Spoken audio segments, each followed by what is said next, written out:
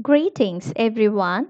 I'm Dr. B.S. Chitra Devi, Assistant Professor of the Botany Department, PSG Krishna Mal College for Women, Coimbatore, and I'm here to talk about plant tissue culture. In the first part, I would like to introduce you to the historical aspects of plant tissue culture and also give you a brief overview of the design and organization of a plant tissue culture laboratory. Plant tissue culture is defined as the aseptic culture of cells, tissues, organs, and their components under defined physical and chemical conditions in vitro. The theoretical basis for plant tissue culture was proposed by Gottlieb Haberland in his address to the German Academy of Science in 1902 on his experiments on the culture of single cells. He thought that systematically organized attempts to culture isolated vegetative cells from higher plants should give insights into the properties and potentialities of the cell. Moreover, it would provide information about the interrelationships and complementary influences within a multicellular organism. His experiments with isolated photosynthetic leaf cells and other functionally different cells was unsuccessful, but nevertheless, he predicted that one could successfully cultivate artificial embryos from vegetative cells. He thus clearly established the concept of totipotency, that individual cells have the potential to give rise to entire plants. Haberland is recognized as the father of plant tissue culture. In the 1940s, 50s, and 60s, it was an exciting time for the development of new techniques and the improvement of those already available. Now let us see about the history of media formulation. Agar solidified medium of NOPS solution, glucose and cysteine hydrochloride was one of the early media used.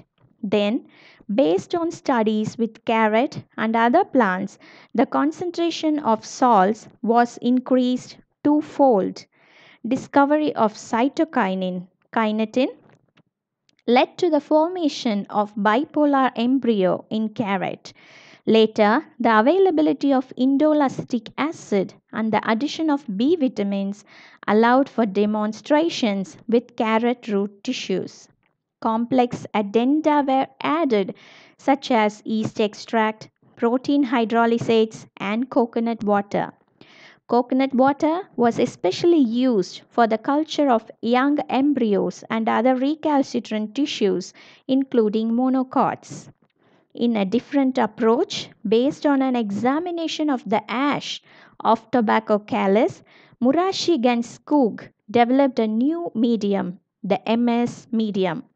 The concentration of some salts was 25 times that of NOPS solution. The MS salt formulation is now the most widely used nutrient medium in plant tissue culture. The milestones include formation of bipolar somatic embryos from carrot, culture of single cells and small cell clumps, induction of somatic embryos from callus of mature differentiated mesophyll cells of Macleayi caudata. First large scale culture of plant cells was obtained from cell suspensions of ginkgo, holly, lolium, and rose, producing a whole plant of tobacco from a single cell by Vasil and Hildebrand demonstrated the totipotency of cells. Virus-free dahlia plants were obtained from infected plants by culturing their shoot tips. In vitro culture of floral and seed parts, followed by ovary, ovule, and endosperm cultures. They were mainly carried out to understand the mechanisms of embryo development. In vitro pollination and fertilization was pioneered using Papaver somniferum. Embryo culture also had its beginning in the early first decade of the last century with barley embryos. This was followed by the successful rescue of embryos from non viable seeds, thus, providing one of the earliest applications of in vitro culture.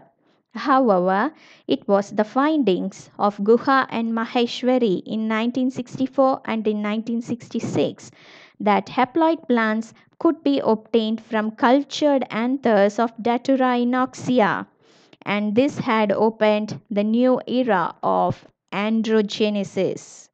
Haploid plants of tobacco were also obtained in 1967, thus confirming the totipotency of pollen grains. Plant protoplasts, or cells without cell walls, were first mechanically isolated from plasmalized tissues well over 100 years ago, and the first fusion was achieved in 1909. The commercial availability of cell wall degrading enzymes led to their wide use and the development of protoplast technology in the 1970s. The first demonstration of the totipotency of protoplast was by Takibi et al. In 1971, who obtained tobacco plants from mesophyll protoplast.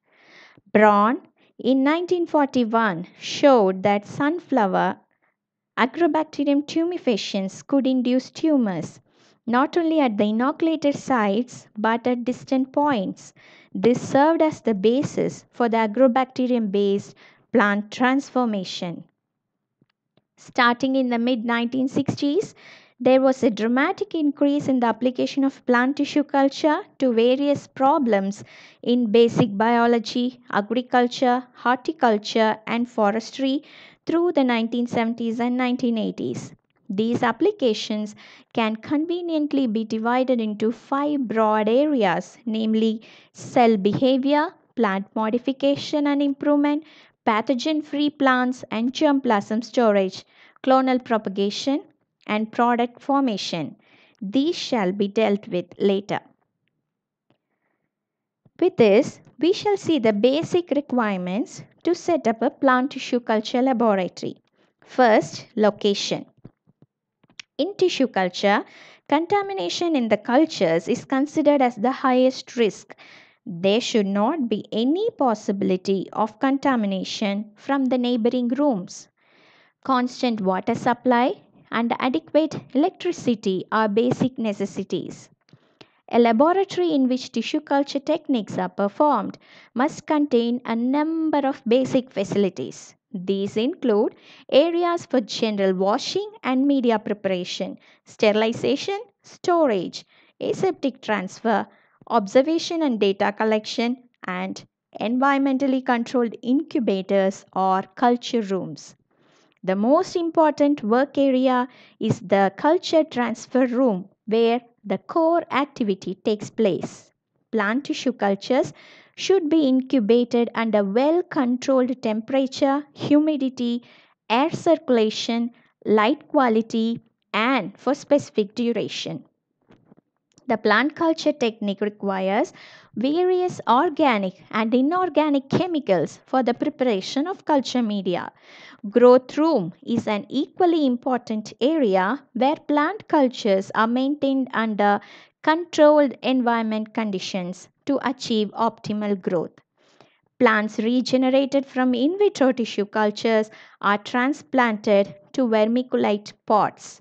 The potted plants are ultimately transferred to greenhouses or growth cabinets and maintained for further observations under controlled conditions of light, temperature, and humidity. Greenhouse will enable the control over light intensities and humidity which is necessary for hardening, which is the process of introducing the plantlets gradually in the natural environment and also to carry out research and experiments in hardening. Equipment required: laminar airflow chambers, refrigerator or freezer, water distillation unit, hot plate or stirrer, pH meter, sensitive weighing balance, autoclave, culture rack with timer controlled illumination, air conditioning units, working tables, hot air oven, microwave oven, microscope, and microtome. Microtome gives you the freedom to take sections of callus cultures that can be observed under a microscope. Microwave oven helps in melting of agar to produce solid cultures and semi solid cultures. Hot air oven is involved in the dry heat sterilization of glasswares. Of course, air conditioning units are necessary in the culture room. Now, let us see the steps involved in plant tissue culture. Selection of plant. The plant, which has to be cultured in vitro, is selected in this step. Isolation of explant. Explant is any part of a plant excised out for tissue culture.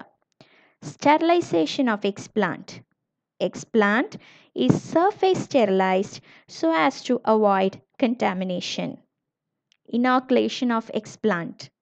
The explant is inoculated on the nutrient medium.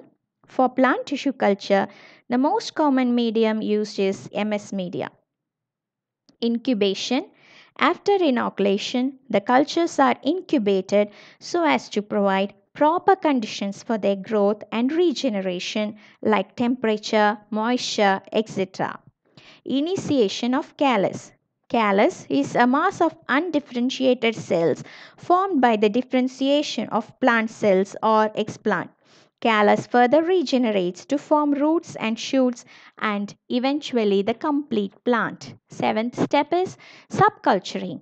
The cultured cells or tissues are transferred regularly to a nutrient medium and this is called subculturing. Regeneration is the formation of organized structures like roots, shoots, flower buds, etc. from the culture cells.